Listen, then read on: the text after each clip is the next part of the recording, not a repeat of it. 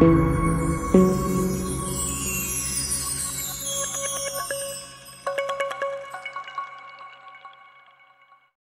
Jackson ایک ایسا انسان جو نظام فطرت کو شکست دینا چاہتا تھا۔ اس کو 4 چیزوں سے سخت نفرت تھی۔ اس کو اپنے سیاہ رنگ سے نفرت تھی، وہ گوروں کی طرح دکھائی دینا چاہتا تھا۔ اس کو گمنامی سے نفرت تھی، وہ دنیا کا مشہور ترین شخص بننا چاہتا تھا۔ اس کو اپنے ماضی سے نفرت تھی، وہ اپنے ماضی کو اپنے اب سے کھرچ کر الگ کر دینا چاہتا تھا۔ اس کو عام لوگوں کی طرح 70 یا 80 برس میں مر جانے سے بھی نفرت تھی۔ وہ 150 سال تک زندہ رہنا چاہتا تھا۔ وہ ایک ایسا گلوکار بننا چاہتا تھا جو 150 سال کی عمر میں لاکھوں لوگوں کے سامنے ڈانس کرے، اپنا آخری گانا گائے، 25 سال کی گرل فرینڈ کے ماتھے پر بوسہ دے اور کروڑوں مداحین کی موجودگی میں دنیا سے رخصت ہو جائے۔ مائیکل جیکسن کی آنے والی زندگی ان 4 خواہشوں کی تکمیل میں بسر ہوئی۔ اس نے 1982 میں اپنا دوسرا البم تھرلر لانچ کیا۔ یہ دنیا میں سب سے زیادہ بکنے والا البم تھا۔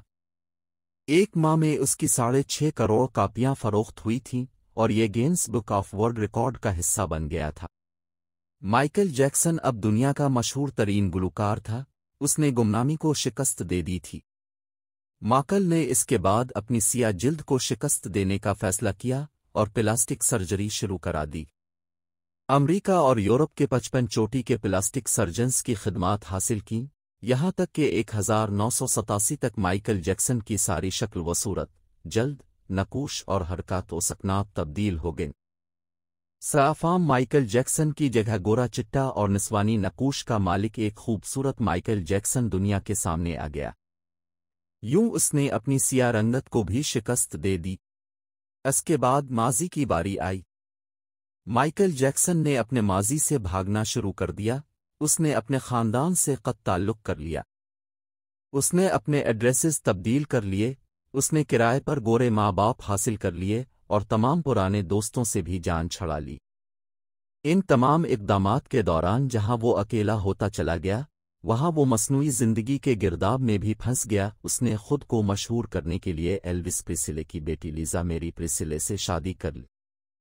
اس نے یورپ میں اپنے بڑے بڑے مجسمے بھی لگوا دیے اور اس نے مصنوعی طریقہ تولید کے ذریعے ایک نرس ڈیبی رو سے اپنا پہلا بیٹا پرنس مائیکل بھی پیدا کرا لیا۔ ڈیبی رو کے بطن سے اس کی بیٹی پیرس مائیکل بھی پیدا ہوئی۔ اس کی یہ کوشش بھی کامیاب ہو گئی۔ اس نے بڑی حد تک اپنے ماضی سے بھی جان چھڑا لی۔ لہذا اب اس کی آخری خواہش کی باری تھی۔ وہ 150 سال تک زندہ رہنا چاہتا تھا۔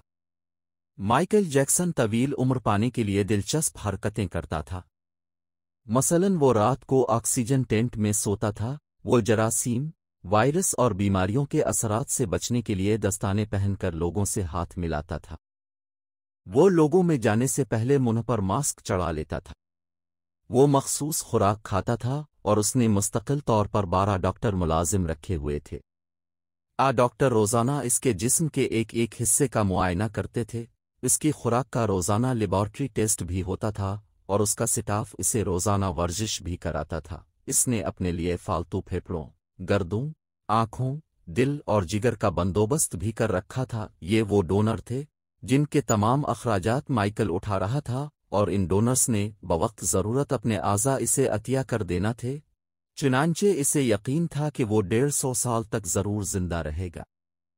لیکن پھر 25 جون کی رات آئی۔ اسے سانس لینے میں دشواری پیش آئی۔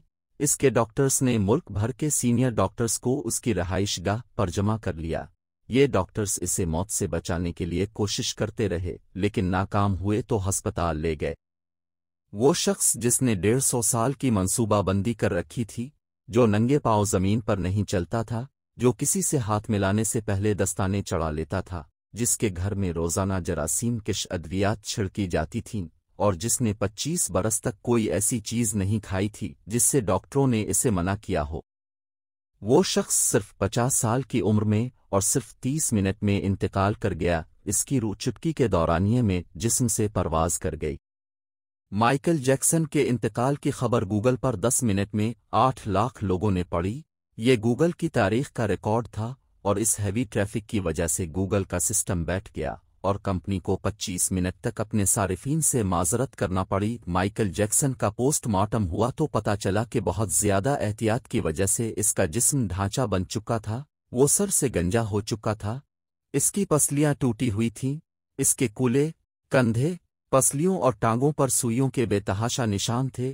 وہ پلاسٹک سرجری کی وجہ سے پین کلرز کا محتاج ہو چکا تھا، چنانچہ وہ روزانہ درجنوں انجیکشن لگواتا تھا، لیکن یہ انجیکشنز، یہ احتیاط اور یہ ڈاکٹرز بھی اسے موت سے نہیں بچا سکے، اور وہ ایک دن چپ چاپ اس جہاں سے چلا گیا، اور یوں اس کی آخری خواہش پوری نہ ہو سکی۔ مائیکل جیکسن کی موت ایک اعلان ہے۔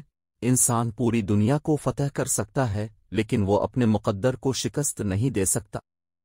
وہ موت اور اس موت کو لکھنے والے کا مقابلہ نہیں کر سکتا، چنانچہ کوئی راک سٹار ہو یا فرعون۔ وہ 2 ٹن مٹی کے بوجھ سے نہیں بچ سکتا، وہ موت کو شکست نہیں دے سکتا۔ لیکن حیرت ہے کہ ہم مائیکل جیکسن کے انجام کے بعد بھی خود کو فولاد کا انسان سمجھ رہے ہیں۔